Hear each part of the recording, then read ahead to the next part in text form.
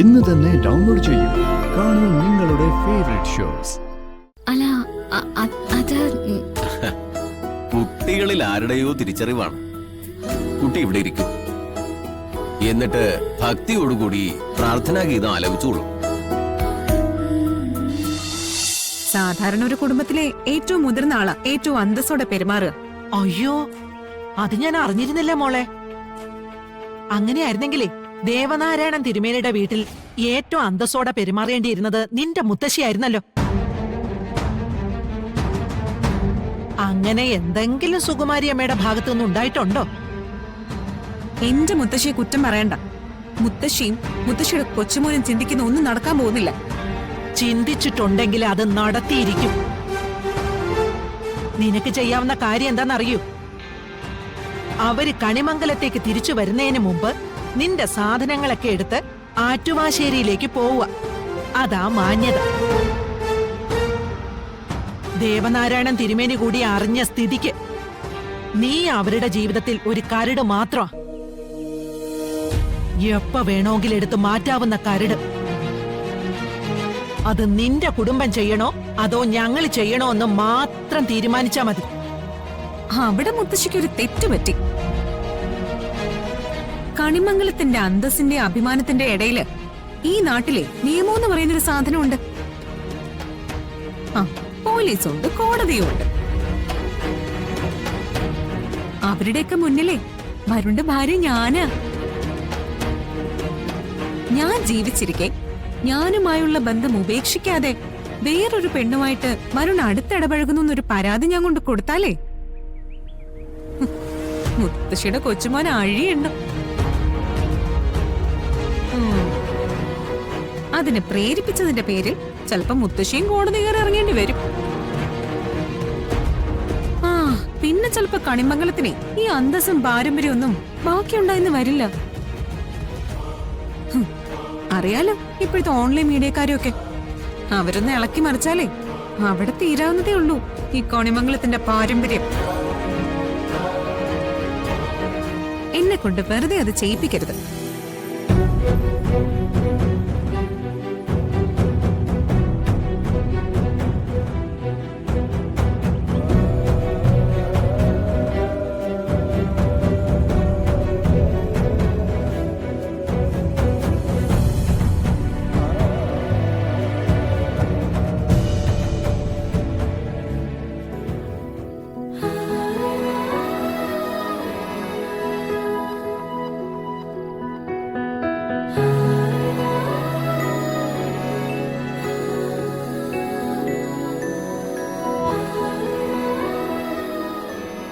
ഓരോ ശ്വാസത്തിലും അത് ഭഗവാന്റെ ചൈതന്യമാണെന്ന് തിരിച്ചറിയുന്നതാണ് യഥാർത്ഥ ഈശ്വരഭക്തി.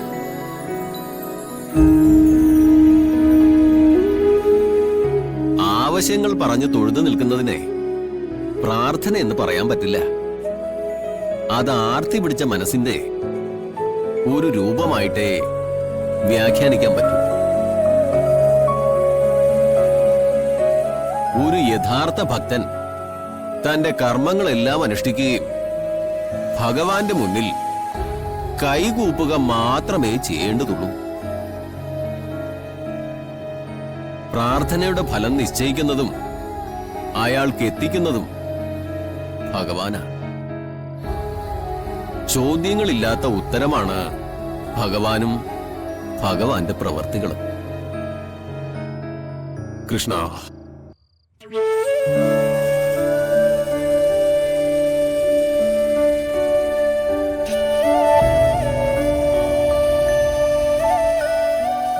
ഇനി നമുക്ക് പ്രാർത്ഥനാ ഗാനത്തിലേക്ക് കടക്കാം. പ്രാർത്ഥനാഗീതം പാടുന്ന സ്വാമിജി സുഖമില്ലാതെ മുറിയിൽ കിടക്കുക. ഇനിയിപ്പോ പ്രാർത്ഥനാ ഗാനത്തിന് എന്ത് ചെയ്യും?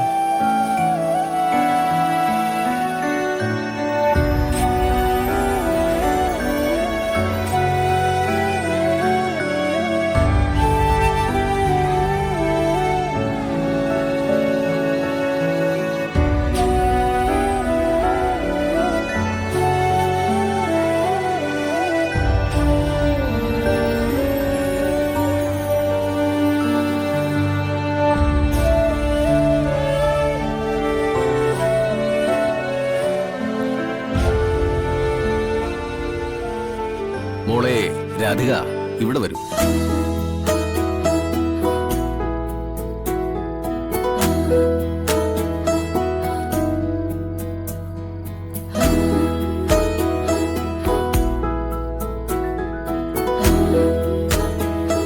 കൃഷ്ണഗീതങ്ങൾ നന്നായി പാടുമല്ലേ? അല്ല അത് കുട്ടികളിൽ ആരുടെയോ തിരിച്ചറിവാണ്. കുട്ടി ഇവിടെ ഇരിക്കും, എന്നിട്ട് ഭക്തിയോടുകൂടി പ്രാർത്ഥനാഗീതം ആലപിച്ചോളൂ.